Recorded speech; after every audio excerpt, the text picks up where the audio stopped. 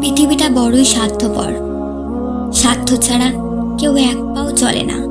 আর সেখানে মানুষ বদলানো তো স্বাভাবিক ব্যাপার। এই স্বার্থপরের দুনিয়ায় কেউ কারোর আপন নয়। তুমি একটা জিনিস নোটিস করেছো কি আমি জানি না, দেখবে যখন তোমাকে কারোর প্রয়োজন হবে তখন তোমার সাথে এতটাই ভালো ব্যবহার করবে যে তুমি মনে করবে পৃথিবীতে বোধহয় এর থেকে ভালো মানুষ আর নেই। তবে তার যখন স্বার্থ ফুরিয়ে যাবে তখন তার আসল রূপটা তোমার চোখের সামনে ফুটে উঠবে। তুমি তার কাছে একটা বোঝা মনে হবে।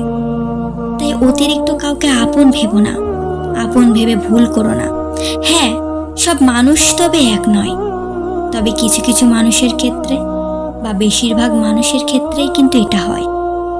আর যে মানুষটাকে আপন ভেবে তুমি ভুল করছো সেই মানুষটাই একদিন তোমাকে কষ্ট দিয়ে চলে যায়। তাই ধৈর্য ধরো। ধৈর্য ধারণকারীকে উপরওয়ালা পছন্দ করেন। আর যারা ধৈর্য ধরে না, ধৈর্য অমান্যকারী ব্যক্তিরা সবসময় তিরস্কার পেয়ে থাকে। বর্তমানে একটা মানুষ কতটা সুখী, কতটা দুঃখী, কতটা সফলতা এবং কতটা বিফলতা সেটা নির্ভর করে একমাত্র তার ধৈর্য ধারণের উপরে।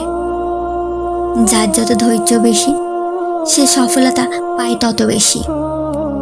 সবসময় মানুষের পরিস্থিতি এক থাকে না, কখনো কখনো ভালো সময়ও তার জীবনে আসে। তাই যে বদলে গেছে তাকে বদলে যেতে দাও, তার মতো করে তাকে থাকতে দাও। তার জন্য কেন তুমি কষ্ট পাবে? কই একবারও তো তোমার কথা ভেবে সে কষ্ট পাচ্ছে না। সে তো দিব্যি তার মতো আছে, থাক না তার মতো। সে যদি থাকতে পারে তার মতো, তুমি কেন থাকতে পারবে না? হয়তো তোমার একটু কষ্ট হবে, তুমি ভাববে যে কেন মানুষটা এমন বদলে গেল, আমার কি ভুল ছিল। তবে যদি সত্যিই তোমার কোনো ভুল হয়ে থাকে তাহলে তার কাছে গিয়ে মাপ চাও। দেখবে সে যদি তোমাকে সত্যি সত্যি ভালোবাসে তাহলে সেই বদলে যাওয়া মানুষটা তোমার কাছে ফিরে আসবে, যদি তোমার তেমন কোনো দোষ না হয়ে থাকে। তবে যখন দেখছো সে ফিরে আসছে না তখন বারবার তার কাছে ছোট হয়েও না বা নিজেকে ছোট করার চেষ্টা করো না। দুনিয়াটা বড়ই স্বার্থপর। মানুষ বদলাবে এটা কিন্তু স্বাভাবিক ব্যাপার। তাই নিজেকে শক্ত করো, হতাশ হয়েও না, নিজে পিছিয়ে পড়ো না। নিজের জীবন বদলে নাও, নিজেকে ভালোবাসো, নিজেকে তৈরি করো।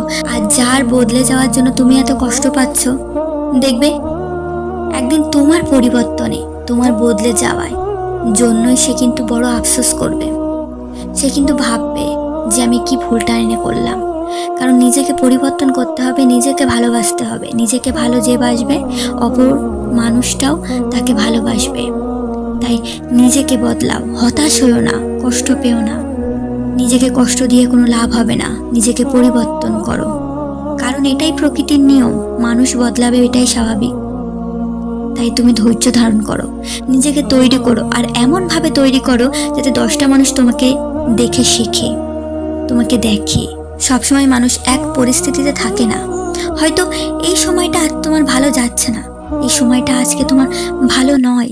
তবে ভালো যখন নয়, ভালো হওয়ার দিনটাও নিশ্চয় আসবে। তবে চিন্তা করো না, খারাপ সময়ের পাশাপাশি ভালো দিনগুলোও আসবে, আসতে বাধ্য। কারণ একটা খারাপের পরই একটা ভালোর আনন্দ খুঁজে পাওয়া যায়। সব খারাপ খারাপ হয় না, কিছু কিছু খারাপ ভালোর জন্যেও হয়। তুমি হয়তো ভাবছো আমি তো অপেক্ষা করেই যাচ্ছি আমার ভালো দিনটার জন্য, কই ভালো দিনটা তো আসছে না। তবে তুমি চিন্তা করছো কেন? তুমি এতটা ভাবছো কেন? তুমি দেখবে সবুর করলে কিন্তু তার সব ফল তুমি পাবেই। তুমি আজকে অপেক্ষা করছো, আজকে তুমি ধৈর্য ধরছো, এর অপেক্ষার ফল কিন্তু উপরওয়ালা বিফলে যায় না, করে না।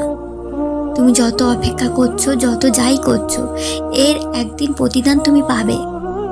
তাই জন্য অনেক সময় ধৈর্য ধারণ করতে হয় সঠিক সময়ের জন্য।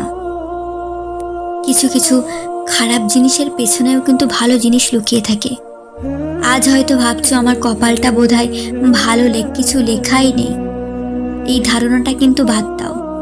উপরওয়ালা কখনো কারোর ভাগ্যকে খারাপভাবে নির্ধারণ করে না। পৃথিবীতে পাঠানোর পর মানুষের পরিস্থিতি, মানুষের কর্মর উপর নির্ভর করেই কিন্তু ফলটা তার উপরেই হয়। তোমার যেমন কর্ম তেমন তুমি ফল পাবেই। তাই হতাশ হও না, নিজেকে সঠিকভাবে তৈরি করো। তুমি একটা জিনিস জানো, রাত 12টার পর যেমন তারিখ বদলে যায়, তেমন মানুষও কিন্তু বদলায়। এটাই নিয়ম। মানুষ বদলাবে, তারপরে নিজেকে তৈরি করতে হবে, এটাই কিন্তু স্বাভাবিক ব্যাপার। তাই নিজেকে তৈরি করো, নিজেকে ভালোবাসো, ধৈর্য ধারণ করো সঠিক সময়ের জন্য। করো না, তোমার ভালো দিন আসবেই।